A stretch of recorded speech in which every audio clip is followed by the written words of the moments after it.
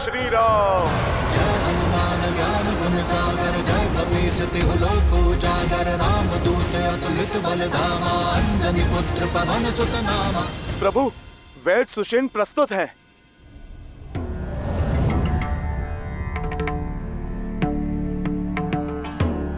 ये उचित नहीं है विभीषण जी। मुझे मेरी इच्छा के विरुद्ध यहाँ इस तरह लाया गया है। मेरा घर उखाड़ दिया गया और मैं प्रभु, मैं वैद्यों को जानता हूँ।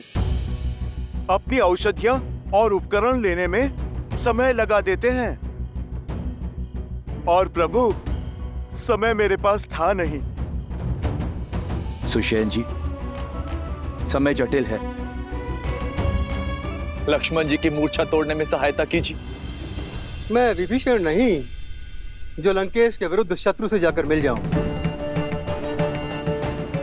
मेरी निष्ठा अभी भी लंका के लिए ही है। मुझे मृत्यु स्वीकार है, लेकिन शत्रु का उपचार नहीं। मैं अपना राजधर्म कदापि नहीं छोड़ सकता।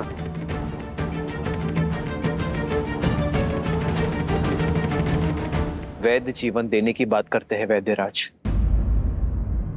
जीवन लेने की नहीं।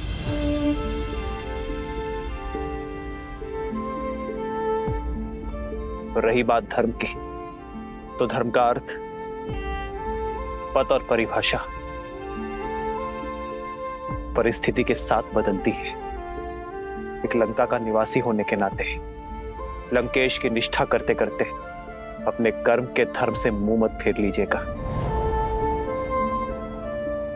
हनुमान का आपको यहां लाने का मार्ग जटिल अवश्य था, किंतु प्रयोजन में धर्म है। आपको एक शत्रु के रूप में नहीं, एक वैद्य के रूप में यहां लाया गया है। आप जानते हैं इस लोक में एक वैद्य को ईश्वर का स्थान क्यों दिया गया है? क्योंकि एक वैद्य ईश्वर की ही भांति मित्र या शत्रु में भेद नहीं करता।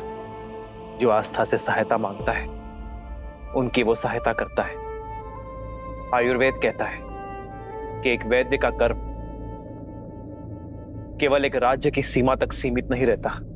वैद्य का कर्तव्य संपूर्ण समाज, समस्त संसार का हित होता है।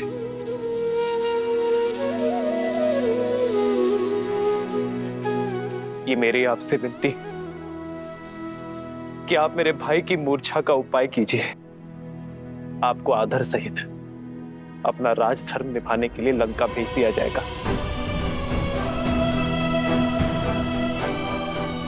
यदि आपके प्रयास ना करने के कारण मेरे लक्ष्मण के प्राण चले गए तो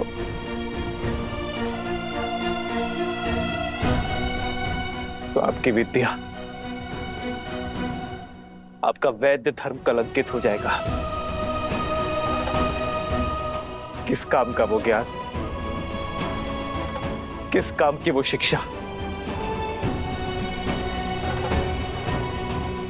जो किसी के प्राण बचाने का प्रयास तक ना कर सके।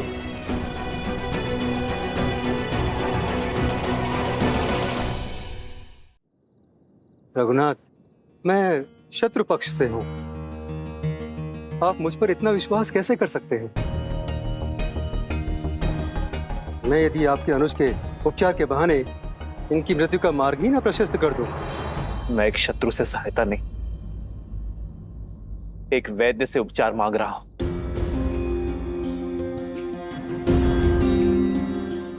मैं अपना लक्ष्मण आपको सौंपता हूं, चाहे तो इसके प्राण बचा ले,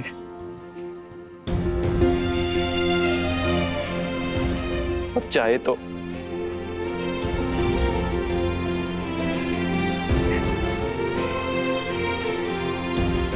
मुझे आप पर विश्वास है, ये मेरा चयन है, और आप अपने ज्ञान के साथ न्याय करते हैं या अपने वैद्य धर्म के साथ कपट। ये आपका चयन है।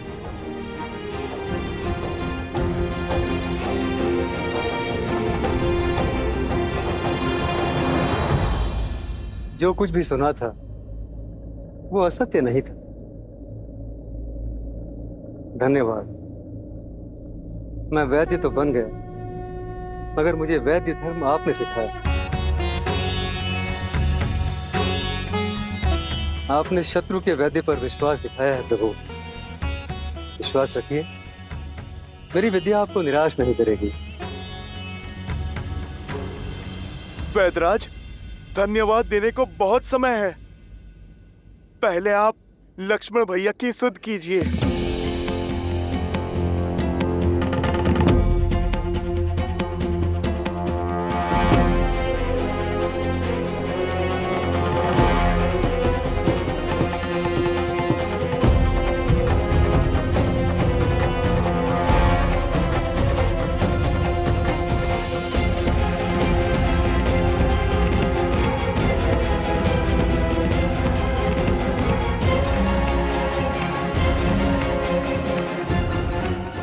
क्षमा करें रघुनंदन,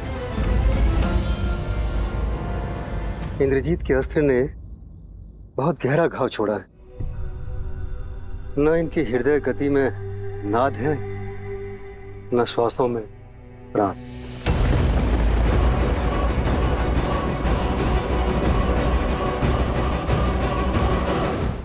मेरे पास तो क्या, समस्त लंका में कोई ऐसी औषधि, कोई ऐसा उपाय नहीं है जो इनके प्राण बचा सके। मैं विवश हूं, मेरे हाथ में कुछ नहीं।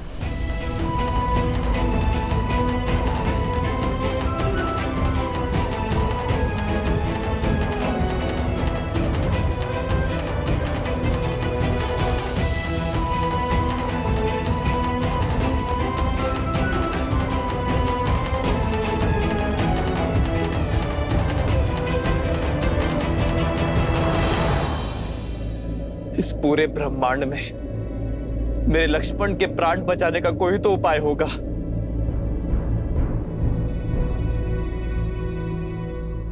उपाय है तो,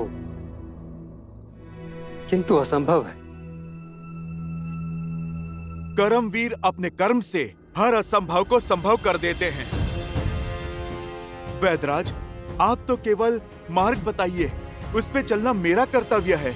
हनुमान, कार्य सरल नहीं, महाकठिन है। और उसके अतिरिक्त सबसे बड़ी कठिनाई तो समय का अभाव है। लक्ष्मण के पास केवल सूर्योदय तक का समय, जिसे पाने के लिए भी देवताओं को वर्षों संघर्ष करना पड़ा। तुम उसे सूर्योदय से पहले कैसे ला पाओगे? आप बस उपाय बताइए। सुदूर हिमालय के द्रोणगिरी पर्वत पर कुछ अलौकिक और अति दुर्लभ औषधियां हैं प्रभु, जो समुद्र मंथन के समय प्रकट हुई थी।